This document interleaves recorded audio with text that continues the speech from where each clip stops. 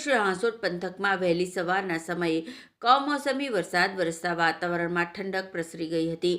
સવારથી જ આકાશમાં ઘેરા વાદળો છવાઈ જતા અનેક વિસ્તારોમાં છૂટાછવાયા ઝાપટા પડ્યા હતા। હાંસોટ તાલુકાના ઇલાવ, સાહોલ, બાલોતા, સુણેવ, ઓભા અને આસપાસના ગામોમાં વરસાદ નોંધાયો હતો। અંકલેશ્વર તાલુકામાં પણ છૂટાછવાયા ઝાપટા પડતા ખેડૂતોમાં ચિંતાનું મોજું ફરી વળ્યું હતું। સવારમાં ઠંડી, બપોરે ગરમી અને ત્યારબાદ અચાનક વરસેલા વરસાદના કારણે લોકોએ 3 ઋતુનો અનુભવ કર્યો હતો। ફેબ્રુઆરી માસના મધ્યભાગમાં પડેલા માવઠાને કારણે ખેડૂતોએ ખેતીના ઊભા પાકને નુકસાન થવાની શક્યતા વ્યક્ત કરવામાં આવી રહી છે।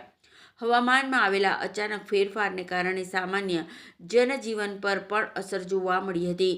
તાપમાનમાં થયેલા ઉતાર ચઢાવના કારણે આરોગ્ય સંબંધિત સમસ્યાઓ વધવાની શક્યતા નિષ્ણાતોએ વ્યક્ત કરી છે।